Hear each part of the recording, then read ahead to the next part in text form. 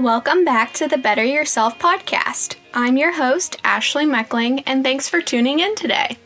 If this is your first time listening in, welcome. Now, I do recommend that you start from the first episode and listen to each one in order because the topic of conversation will flow from episode to episode.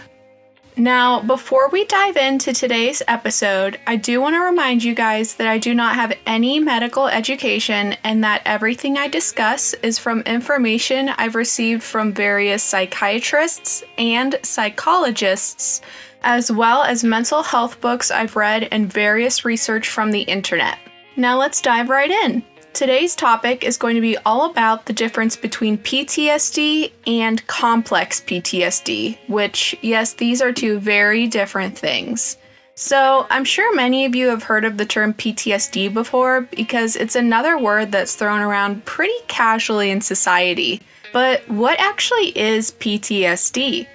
Well, I'm glad you asked. PTSD stands for post-traumatic stress disorder, which is a common thing to occur after being exposed to a trauma, which, as we learned in past episodes, is the experience of intense physical and psychological distress from an event or situation.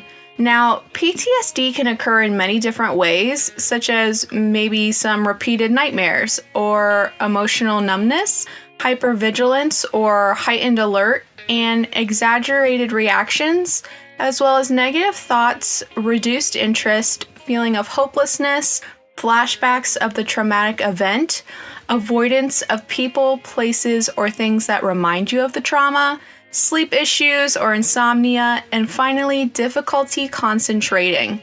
Wow, that was a lot. As common as PTSD may be, that doesn't make it any easier to cope with. I personally struggled with PTSD at the age of 11 and continued to struggle with it all through my teen years until eventually it formed into complex PTSD when I reached my 20s.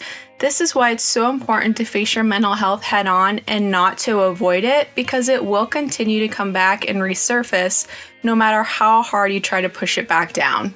Now, complex PTSD can also cause symptoms like regular PTSD, such as flashbacks, nightmares, inability to control your emotions, and so on, but it can also cause other symptoms, such as derealization and depersonalization, unexplained upset stomach, substance abuses, health issues, low self-esteem, migraines, and memory lapses.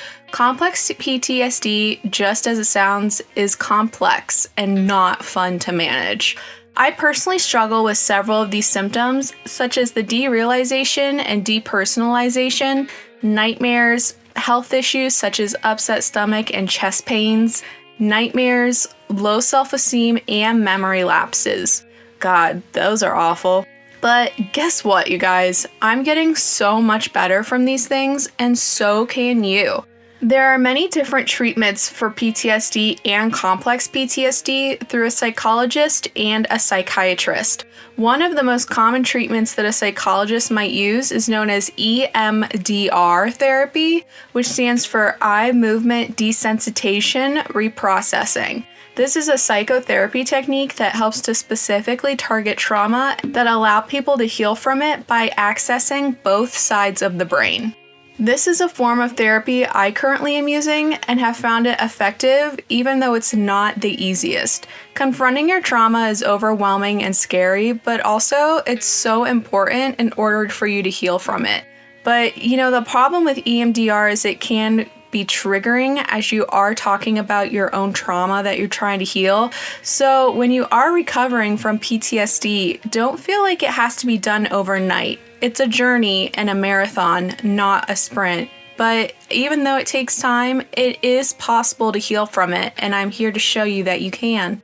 Now, I know I stated a lot of information today, but it's so important to understand what both PTSD and complex PTSD are, so you can better understand your mental health as well as the physical symptoms that you may be enduring to better help yourself and your mental health.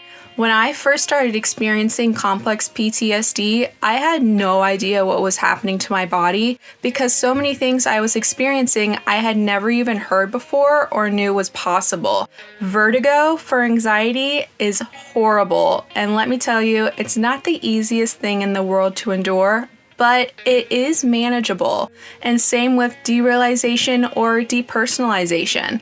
All of these terms are things I'll discuss in a later episode, but they are things that you should familiarize yourself with in case they are something you are currently managing.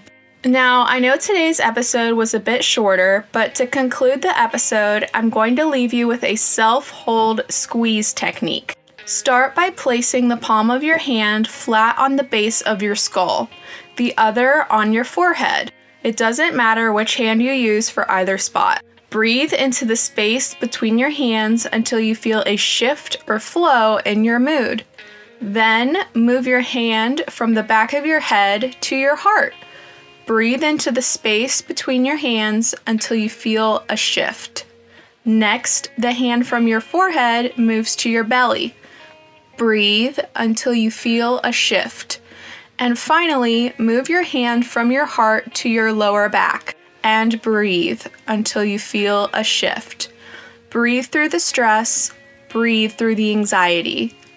Thank you for listening to today's episode. I hope you found it helpful and educational and enjoyed it as much as I did. Don't forget to listen in to next week's episode on Thursday, as well as my music that I have released on Spotify, Apple Music, and YouTube.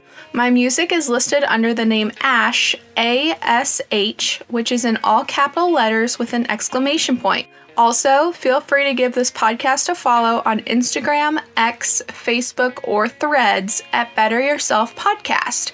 I hope you guys have a great rest of your day. See you guys later.